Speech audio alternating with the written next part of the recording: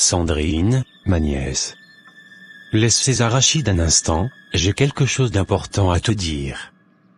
Quelque chose qui pourrait changer ta vie, crois-moi. Oncle Gaston? Qu'est-ce qu'il y a?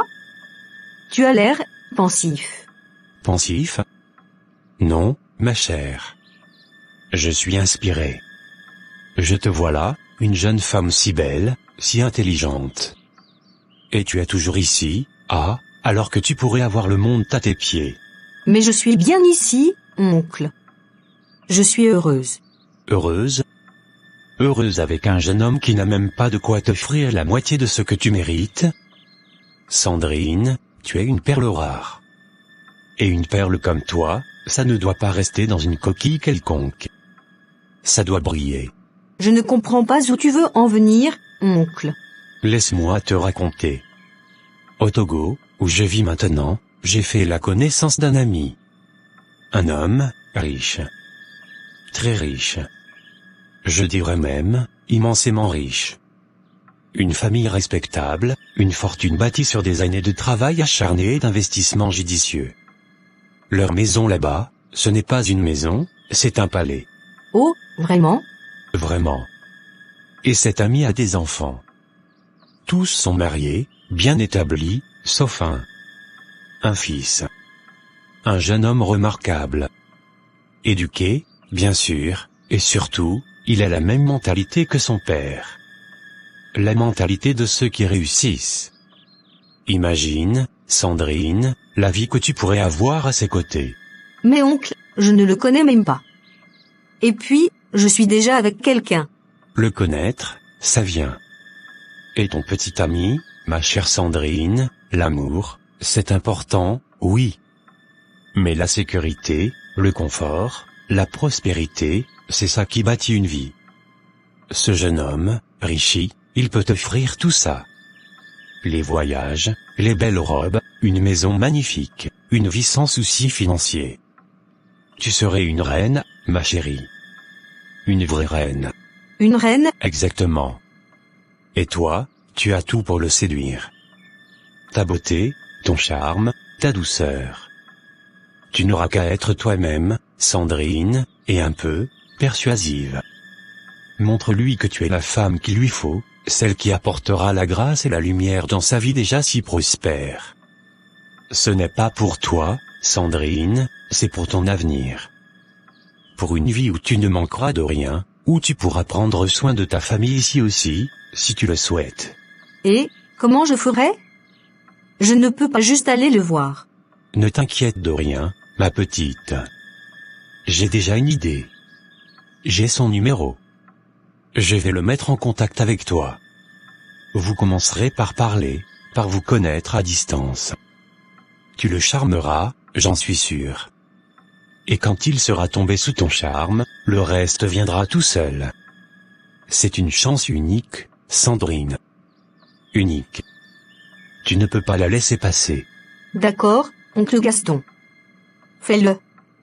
Mets-moi en contact avec lui. Ah, ma Sandrine. Je savais que tu avais l'esprit d'une lionne.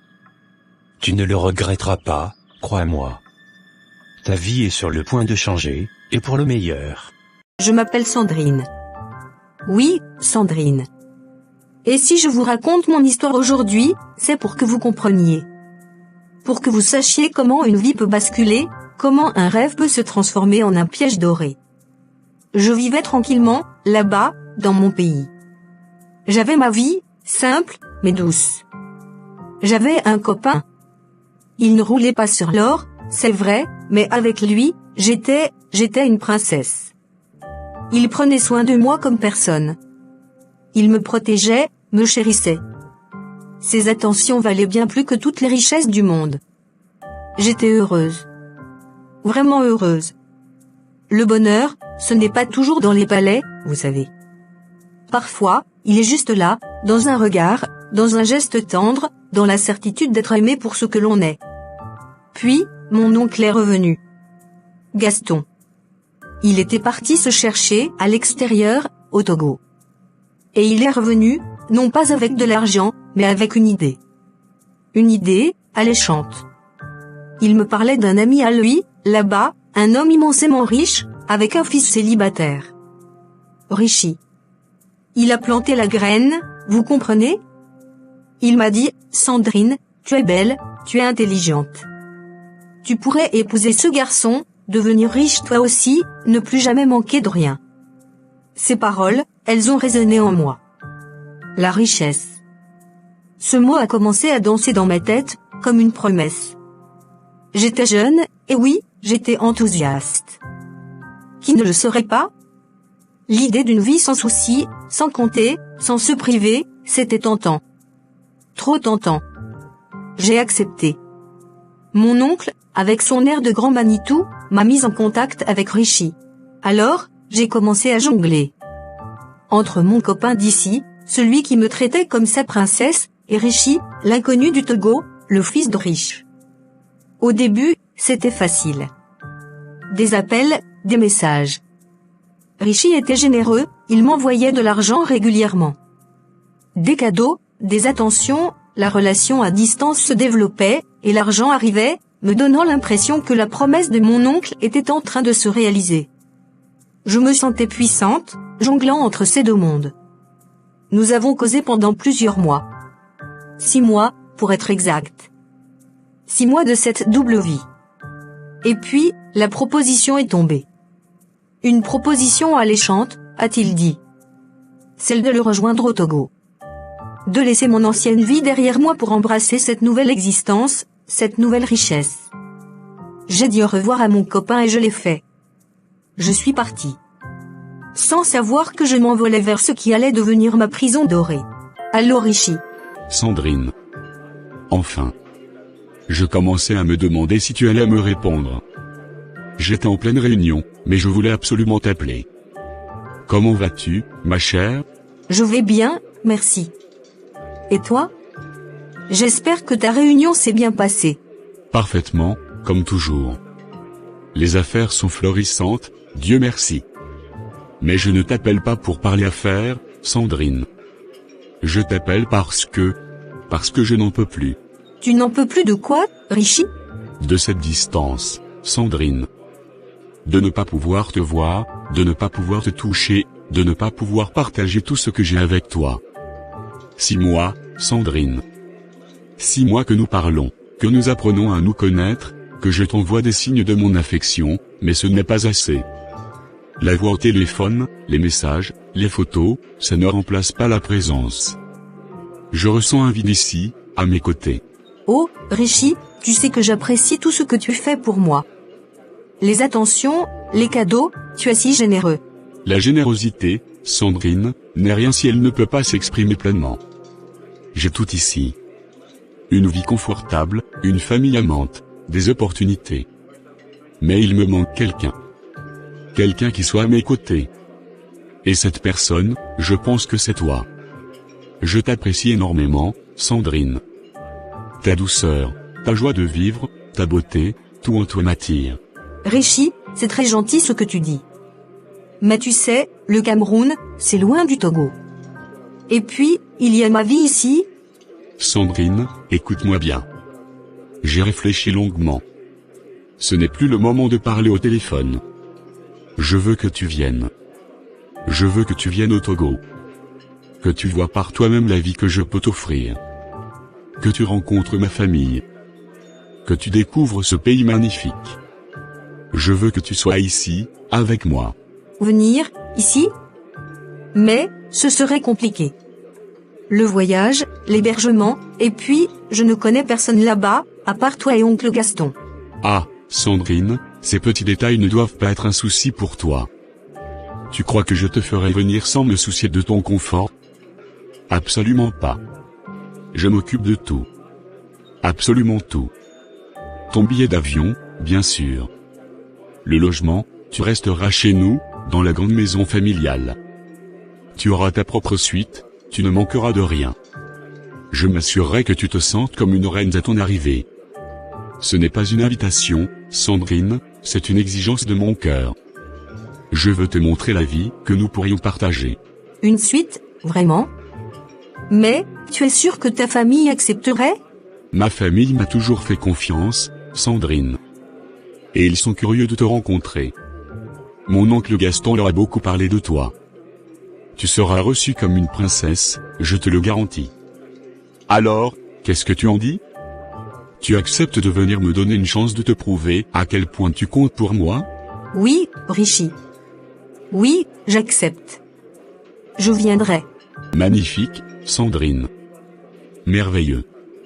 Je savais que tu étais la femme qu'il me fallait. Je vais m'occuper des arrangements dès demain matin. Je t'enverrai les détails pour ton vol. Prépare-toi une nouvelle vie, ma chère. Une vie que tu n'auras jamais imaginée. Je suis si impatient de te voir. Je suis impatiente aussi, Richie. Alors, ma Sandrine, tu as l'air pensive aujourd'hui. Un problème avec tes cours? Ou peut-être que tu penses déjà à notre prochaine sortie au bord de l'eau? J'ai entendu dire qu'il y a un nouvel endroit sympa vers Kribi. Non, Kevin. Ce n'est pas ça. C'est quelque chose d'important que je dois te dire. Oh. Dis-moi. Tu sais que tu peux tout me dire. Je vais partir. Je vais partir étudier au Togo. Pardon? Au Togo? Sandrine, mais, comment ça? Des études? Tu ne m'as jamais parlé de ça. C'est venu d'où, tout d'un coup? On n'avait aucun projet de ce genre ensemble. On parlait de ton petit commerce, de nos projets ici, je ne comprends pas. Je sais, Kevin, je sais que c'est soudain. Mais l'opportunité, elle s'est présentée comme ça. Une amie de ma tante, elle a une école là-bas, et elle m'a proposé une bourse. C'est une chance unique, tu comprends? Pour mon avenir. Pour avoir un meilleur diplôme, pour nous offrir un futur plus sûr. Un futur plus sûr? Mais avec moi, on bâtit déjà un futur. Lentement, oui, mais sûrement. On se projette, on a nos rêves. Tu penses que je ne peux pas te donner ce que tu mérites ici? Pourquoi si loin, Sandrine? Pourquoi le Togo et pas une université ici? Il y en a des bonnes ici. Ce n'est pas que tu ne peux pas, Kevin. C'est juste que, c'est une occasion. Une formation spécialisée que je ne trouverai pas ici. Pour la gestion d'entreprise, tu sais que c'est ce que j'ai toujours voulu faire. Et là-bas, l'école est vraiment réputée. Si je la rate, je le regretterai toute ma vie. Pense à ce que ça pourrait nous apporter plus tard. Mais tu pars comme ça, du jour au lendemain? Sans même en discuter avec moi, ton copain? Celui qui est censé être ton partenaire, ton confident? Ça me fait mal, Sandrine. Vraiment mal. On dirait que tu as déjà pris ta décision sans me consulter, sans même penser à nous. Kevin, ne dis pas ça. Bien sûr que j'ai pensé à nous. C'est pour nous que je fais ça. Ce n'est pas facile pour moi non plus de partir. De te laisser. Mais je ne peux pas laisser passer cette chance. C'est un sacrifice, oui. Mais un sacrifice pour notre avenir commun. Imagine, dans quelques années, je reviens avec un super diplôme, et on pourra monter quelque chose d'encore plus grand ensemble. Je ne sais pas, Sandrine. C'est juste que, j'ai l'impression de ne plus te reconnaître. Cette décision, cette hâte, ce n'est pas toi. Mais si tu es si convaincu que c'est pour ton bien, pour notre bien... C'est pour ça, Kevin. Je te le promets. On restera en contact, bien sûr. Tous les jours. On s'appellera, on fera des appels vidéo. Ce n'est pas si loin le Togo. La distance ne changera rien à ce que je ressens pour toi. Ce sera juste une étape, un peu difficile, mais nécessaire pour notre bonheur futur. Une étape, d'accord, Sandrine. Si tu penses vraiment que c'est ce qu'il te faut. Je vais te faire confiance. Ça va être dur sans toi, tu sais. Très dur. Mais si c'est pour ton épanouissement, pour un meilleur avenir, alors je te soutiendrai. On fera cette relation à distance. Je t'attendrai. Ne m'oublie pas là-bas. Et dis-moi quand tu arrives, quand tu commences tes cours. Tiens-moi au courant de tout. Jamais je ne t'oublierai, Kevin. Jamais. Tu es l'homme de ma vie. Je t'appellerai dès que j'arriverai. Promis.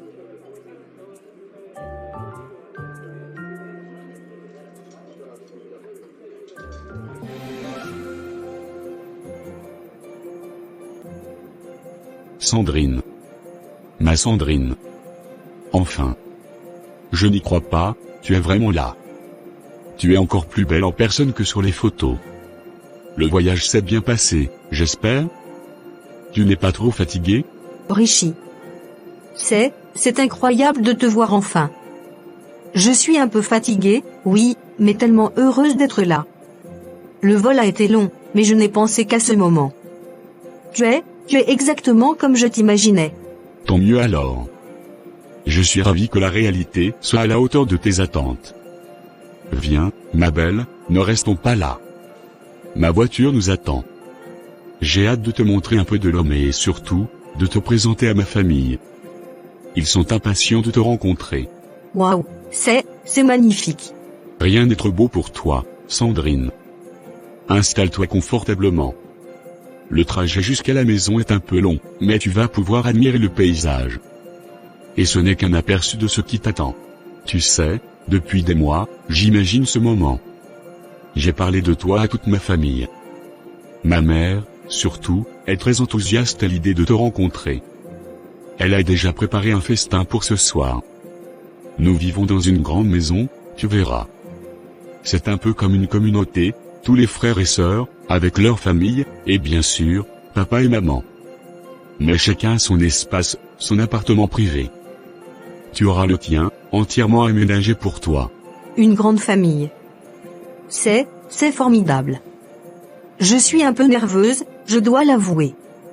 J'espère qu'ils m'apprécieront. Bien sûr qu'ils t'apprécieront, Sandrine.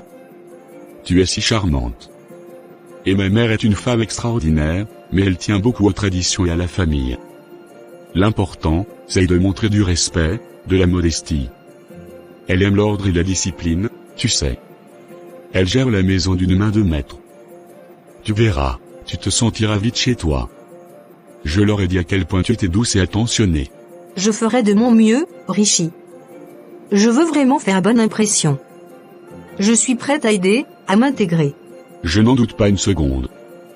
Tu es une femme rare, Sandrine. Et je suis tellement reconnaissant que tu as accepté de venir. Je te promets que tu ne le regretteras pas. Ici, tu auras tout ce dont tu peux rêver. La sécurité, le confort, la reconnaissance. Et mon amour, bien sûr. Je te remercie, Rishi. Pour tout. Pour cette opportunité. Je me sens déjà si bien accueillie. L'important, c'est que tu te sentes chez toi. Que tu vois cette maison comme ton nouveau foyer. Ma mère sera très heureuse de te voir. Elle est le pilier de notre famille, la matriarche. Sa bénédiction est essentielle. Mais je suis sûr que tu vas la charmer. Prépare-toi, ma belle. Maman. Regarde qui est là. Sandrine est enfin arrivée. Ah, Rishi, mon fils. Je vois. La jeune femme dont tu nous as tant parlé. Approchez, approchez. Bonjour, madame.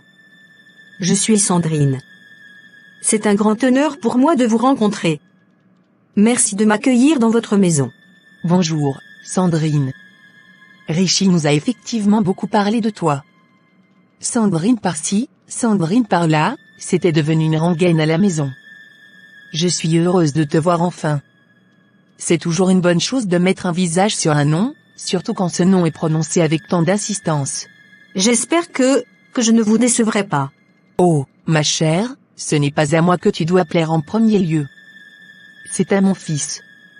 C'est lui qui t'a fait venir. Mais il est vrai que dans cette famille, l'harmonie est primordiale. Et l'harmonie, ma fille, se construit sur des bases solides. Des bases de respect, de travail, et d'une certaine compréhension de sa place. Oui, madame. Absolument. Je suis ici pour apprendre, pour m'intégrer. Je suis prête à aider de toutes les manières possibles. C'est bien. C'est une bonne attitude. La maison est grande, Sandrine. Et notre famille est une grande famille. Nous avons nos habitudes, nos traditions. Chacun a son rôle, sa place. Et la femme de la maison, surtout la future, si Dieu le veut, a des responsabilités importantes. Rishi est notre cadet, tu sais. Il a toujours été choyé. Et nous attendons de celle qui partagera sa vie qu'elle soit à la hauteur de ce que notre nom représente. Je comprends, madame. Je ferai tout ce qui est en mon pouvoir pour être à la hauteur de vos attentes. Très bien, très bien. Je vois que tu as l'esprit ouvert. C'est un bon début. Sache que tu es la bienvenue dans notre famille. Mais une bienvenue, ma chère, se mérite aussi. Elle se cultive. Et je suis sûre qu'avec le temps, nous apprendrons à bien te connaître. Pour l'instant, tu dois être épuisé par ton voyage. Rishi, montre-lui sa chambre. Elle a besoin de se reposer. Nous nous reverrons ce soir, au dîner. Nous allons faire un grand repas pour célébrer ton arrivée. Et tous les membres de la famille seront là. Prépare-toi. Oui, maman. Viens, Sandrine. Je vais te montrer ton appartement.